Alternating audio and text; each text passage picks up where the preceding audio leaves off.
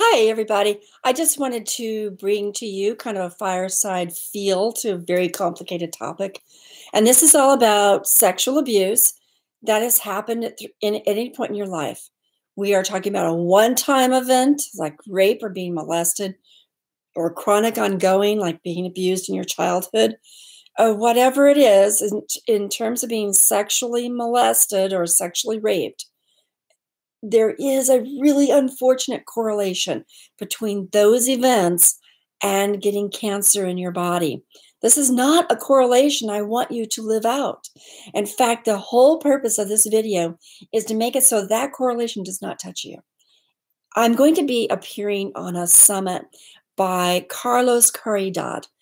His whole goal is healing cancer in this century and presenting a plethora of individuals to you with all sorts of different interventions that help you be able to defeat whatever sort of cancer might come into your life inadvertently. But I specifically will be talking about the correlation between sexual abuse and the onset of cancer, with the idea that we're going to heal that's not either going to be a part of your life because you're going to take good care of the following things we're going to talk about. And it's also, if it is a part of your life, you're going to evolve out of it. That is our hope. That is our drive. And that is the purpose of this video. So let me move us a little bit forward. Why in the world would a person who's being sexually abused or sexually molested somewhere in their past create an environment that allows cancer to be there? Well, you can certainly appreciate the impact of the emotions. Your personality, you've been defeated, you've been controlled, you've been harmed in those moments. That doesn't mean you continue to be defeated or harmed, but in those moments, you have felt what it's like to fall prey to something that feels bigger than you. It overpowered you. And so you have inside of you that awareness that things can overpower you, and it makes you vulnerable on an emotional level to also feeling like all of life could possibly defeat you.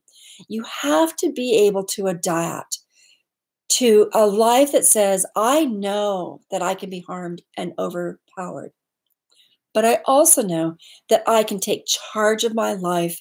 And to the degree that I'm in charge of it, that's to the degree that I'm going to impact my life. I have a book out that I wrote called Evolving Women's Consciousness, and I'll put a link to how you can order this online down below. And Evolving Women's Consciousness involved 20 authors, men and women, but mostly women, and 20 chapters for myself as well, about all the different complications women face and how, as a consequence, we have to have an evolving consciousness. We have to constantly be in the state of evolving ourselves.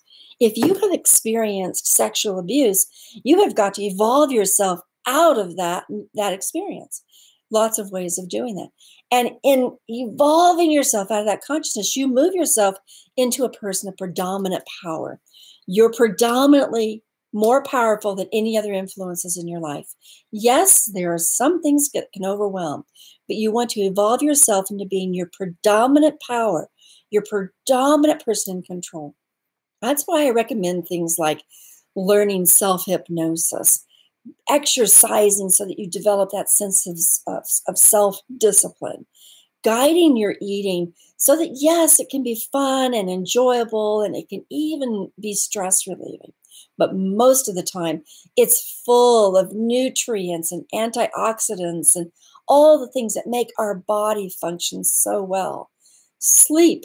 We sleep so that our dreams can process issues, horrible issues, simple issues, so that we can evolve and be refreshed the next day. We also sleep so that our body can heal and recover and refresh itself. So sleep is incredibly important for individuals who say, I may have been sexually molested, sexually misused, sexually raped, but I am not going to let my body take the impact of that and create harm. Now, another thing I want to let you know is you need to be in contact with your medical professionals, because by being sexually abused, not only you might be introduced to some STDs, but you might also be introduced to some viruses like the human I always get that confused, the HPV virus, which actually can expose your cervix to cancer-causing activity. There's also the immunological viruses that shut down your immune system slightly or to a large degree, what makes you more vulnerable to being sick, which would include the onset of cancer.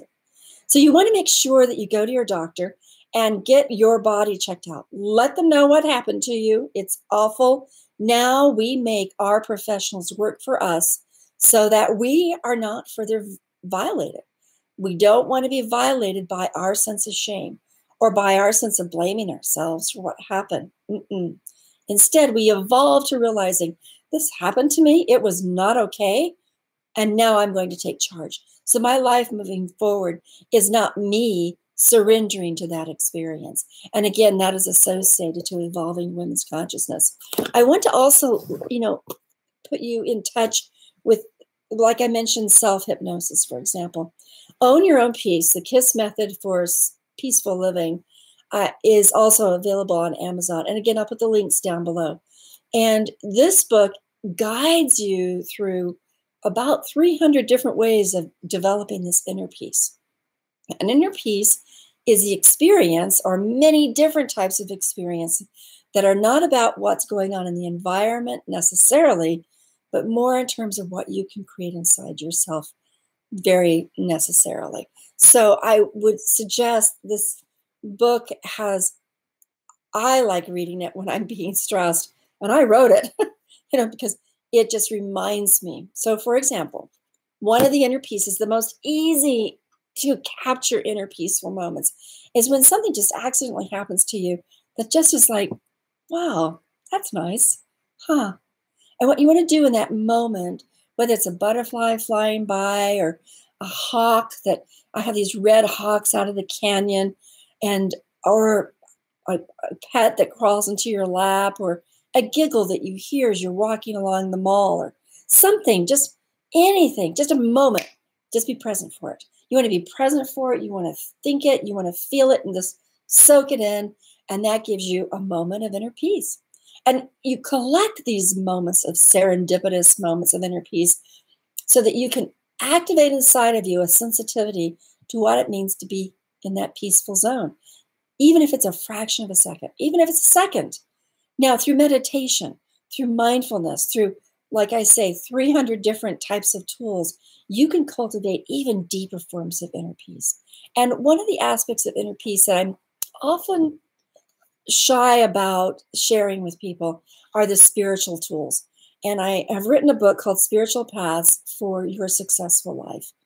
And this, again, is available on Amazon. I'll put the link down below. This offers 14 different tools or paths, spiritual paths. You don't need to accept any of them. You can read them and create your own, or you can create a conglomeration of the different approaches. You don't have to adhere to something so dogmatically and shut out everything else. And this tries to help you understand what types of spiritual paths address the type of goals you have in your life. And if one of those goals is to experience inner peace, then you will be able to experience a particular spiritual path that is associated to creating inner peace. Now, the reason I don't often bring this up when I'm talking as a psychologist is because science has been notoriously anti-spiritual. And yet, now in the field of psychology, we have mindfulness, which actually is forms of meditation that were around 3,000 years ago.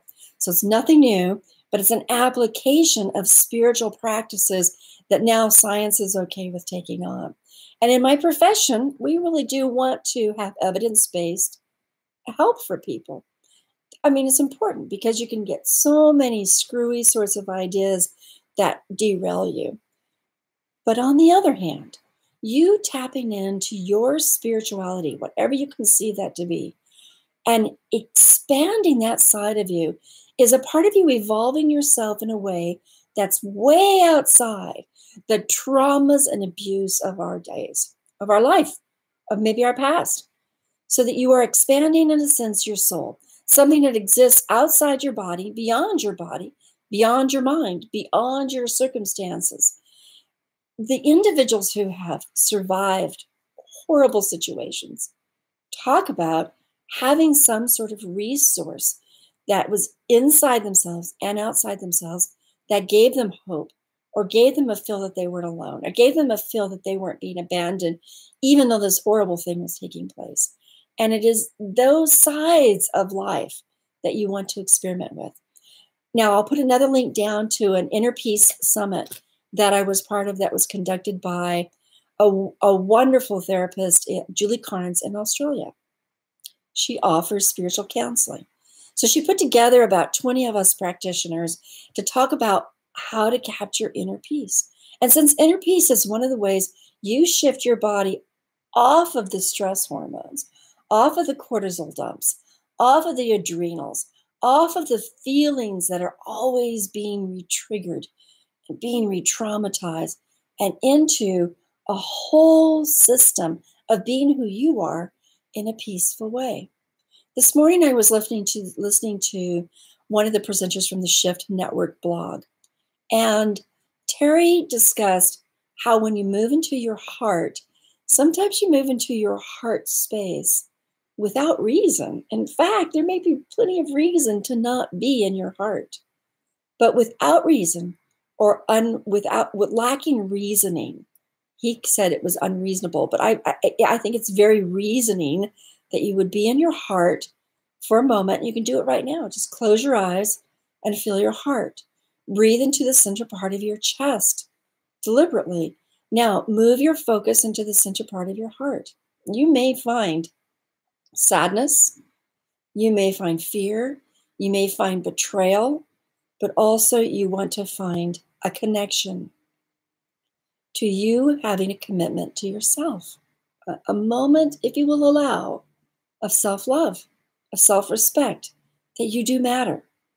And just allow that moment, whether it's just a little bit of a moment. One moment is better than no moments. Allow that and breathe deeply into that. Now, if you find sadness, you can breathe deeply into the sadness as well, and then allow the tears to come out. Don't choke on them. Don't pull them back.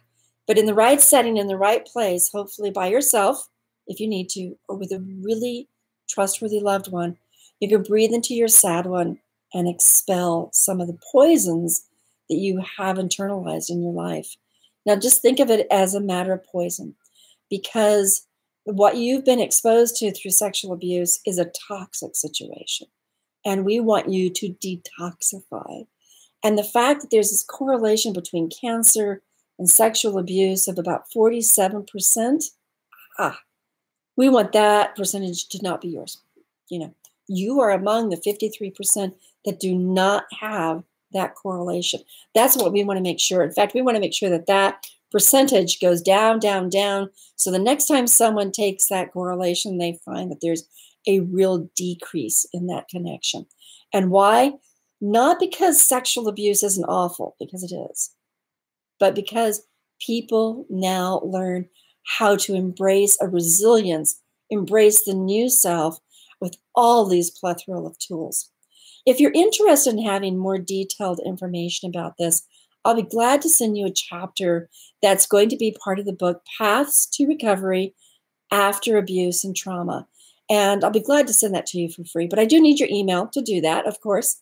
And you can email me at drcarolfrancis@gmail.com. I'll put that down at the bottom, but it's drcarolfrancis@gmail.com. Let me know that you are wanting to have that chapter sent to you, and I'll send you a PDF form of it. If you're also interested in having more information about Own Your Peace, I might be able to pull up a PDF for you that specifically has portions of this book available to you. The point is this: we're here to help, right? So let's go into the final spot. Psychotherapists now have so many tools that are available for you.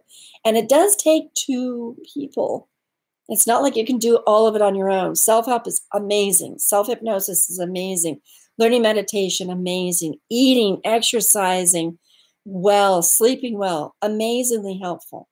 But in the dialogue of a peaceful and trusting relationship with a psychotherapist, there are paths and activities and approaches that you can take. Some that move you into healing immediately from the get-go, which I do suggest, and some that help you rework the experiences that you've had. For some people, they don't want to go this way because it feels like it's going to re-trigger or re-traumatize them. But in some ways, it can release them and move them and shift them. Well, we'll be talking more